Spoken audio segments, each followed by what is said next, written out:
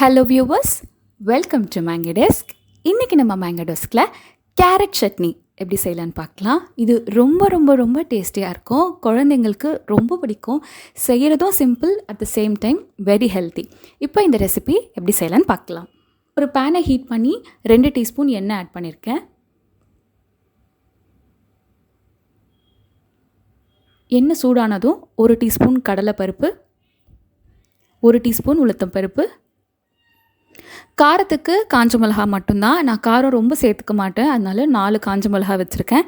நீங்கள் நல்லா ஸ்பைஸியாக சாப்பிடுவீங்கன்னா ஒரு 7லேருந்து 8 மிளகா வரைக்கும் வச்சுக்கலாம். இப்போ இந்த உளுந்து கடலைப்பருப்பு நல்லா க்ரன்ச்சியாக கோல்டன் ப்ரௌன் கலரில் வரணும். மீடியம் ஃப்ளேம்லேயே வச்சு ரோஸ்ட் பண்ணுங்கள். இந்த அளவுக்கு கலர் சேஞ்ச் ஆனதும் இதில் 2 மீடியம் சைஸ் வெங்காயம் ரஃப்பாக சாப் பண்ணி ஆட் பண்ணிக்கலாம். ஏன்னா நம்ம அரைக்க தான் போகிறோம். இது கூட ஒரு 10 பல் பூண்டு. இப்போ இந்த வெங்காயம் கொஞ்சம் நேரம் நல்லா வதங்கணும்.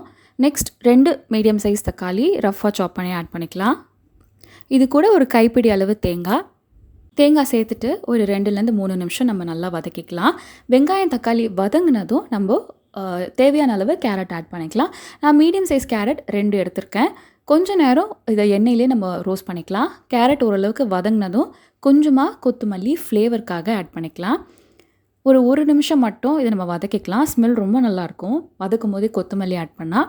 நான் 2 கேரட் தான் எடுத்திருக்கேன். நீங்கள் 100லேருந்து 200 கிராம்ஸ் வரைக்கும் கூட எடுக்கலாம். டேஸ்ட் ரொம்ப நல்லாயிருக்கும். ஒரு 1/4 டம்ளர் மட்டும் தண்ணி ஊற்றிக்கலாம், ரொம்ப ஊற்ற வேண்டாம்.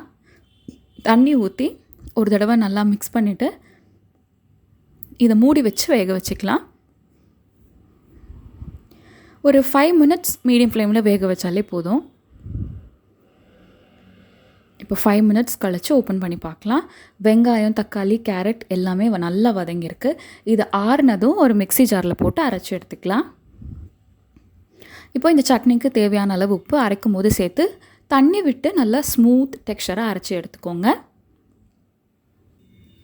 தாளிக்கிறதுக்கு அதே பேனை ஹீட் பண்ணியிருக்கேன். இதில் ஒரு 2 டீஸ்பூன் எண்ணெய் சேர்த்துக்கலாம்.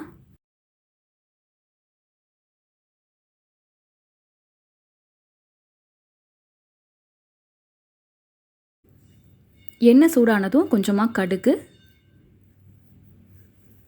சீரகம், கொஞ்சமாக பெருங்காயம், ஒரு கொத்து கருவேப்பிலை.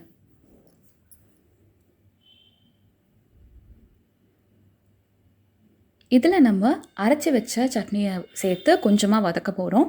இது கண்டிப்பாக டேஸ்ட்டை இன்னும் என்ஹான்ஸ் பண்ணும். இதில் நம்ம பருப்பெல்லாம் சேர்த்து அரைச்சிருக்கிறதுனால நல்ல ஒரு திக்கான சட்னி நமக்கு கிடைக்கும். மிக்ஸி ஜாரை ரின்ஸ் பண்ணி கொஞ்சமாக தண்ணி சேர்த்துருக்கேன். இப்போது இந்த அளவு பார்த்திங்கன்னா ஒரு 5லேருந்து 6 பேருக்கே சஃபிஷியண்ட்டாக இருக்கும். ஒரு 2 மினிட்ஸ் லோ ஃப்ளேமில் வச்சு நம்ம இந்த எண்ணெயிலே வதக்கிக்கலாம்.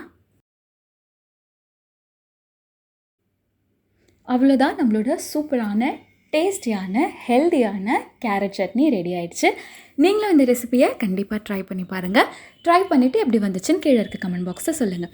இந்த வீடியோ உங்களுக்கு பிடிச்சிருந்தா எங்கள் மேங்கோ டெஸ்க் சேனலை மறக்காமல் சப்ஸ்கிரைப் பண்ணுங்கள்.